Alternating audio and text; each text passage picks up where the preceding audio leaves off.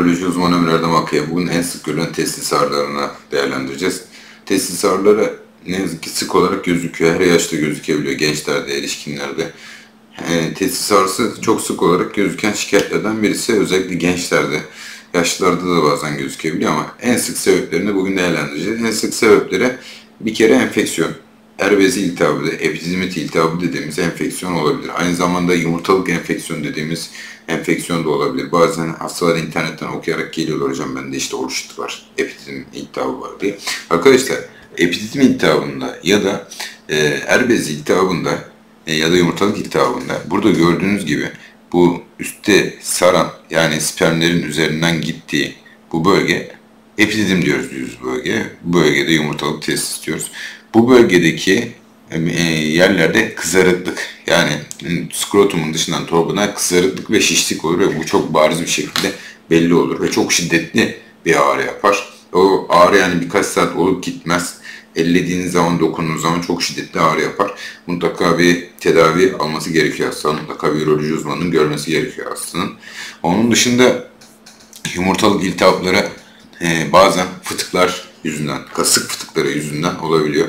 Çünkü bu bizim testisimizden çıkan kordon dediğimiz bölge, şu kordon dediğimiz bölge fıtık kanalının içerisinden geçerek geliyor. Yani o fıtık kanalı genişlerse, oradan karın içerisindeki yağlar ya da bağırsaklar orayı zorlamaya başlarsa ya da kişi ağır kaldırırsa, ağır bir işe sahipse buradaki bölgede yangı, inflamasyon dediğimiz o bölgeye ani basınç artışına bağlı kişide sıkıntı olabiliyor. Yani fıtıklara bağlı da meydana gelebiliyor. Onun dışında nadiren gördüğümüz sebeplere bakacak olursak testis torsiyonu dediğimiz durum, ki bu gençlerde olabilir genellikle 30 yaş altında ama çok çok nadir bir durum.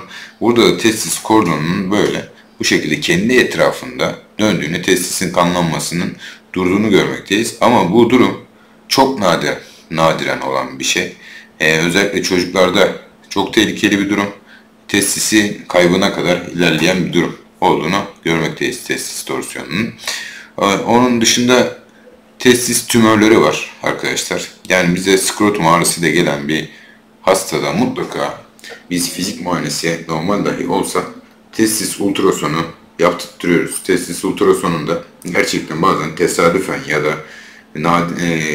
ağrıyla beraber hastada testis tümörü teşhisi koyabiliyoruz. Bu önemli tabii. Bunun gözden kaçmaması gerekiyor. Fizik muayenede gözden kaçabilir ama ultrasonda genellikle yakalanıyor ve kaçmıyor.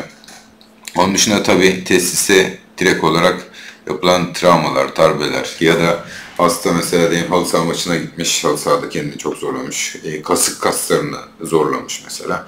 O bölgedeki kasık kaslarını aşırı derece zorlamaya bağlı testislere yansıyan ağrılar olabiliyor.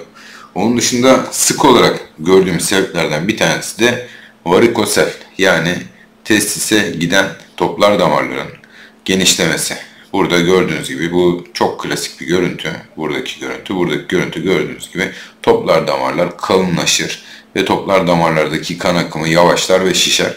Bu aynı bacakta varis gibi, bu yılan gibi kıvrım kıvrım olan bacaklardaki varis gibi ya da basur gibi, makattaki basur gibi toplar damarların bir hastalığıdır.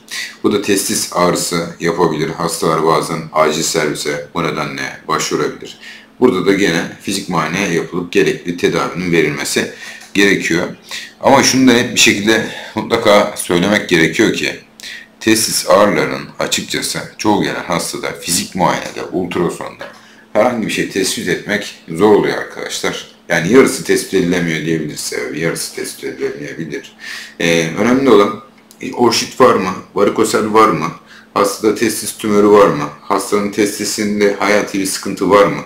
Organ kaybı olmasın, tümör olmasın, enfeksiyon olmasın. Biz bunları tabi uzman olduğumuz için ayırt ediyoruz. Hastanın gross bir patolojisi yoksa hastayı ağrı kesiciler, antibiyotiklerle takip edebiliyoruz. Çok çok nadiren kronik testis ağrıları olabiliyor. O hastalarda da yine bir şekilde tedavi yapılıyor. Dediğim gibi testis ağrıları bu şekilde. Dinlediğiniz için teşekkürler, saygılarımla.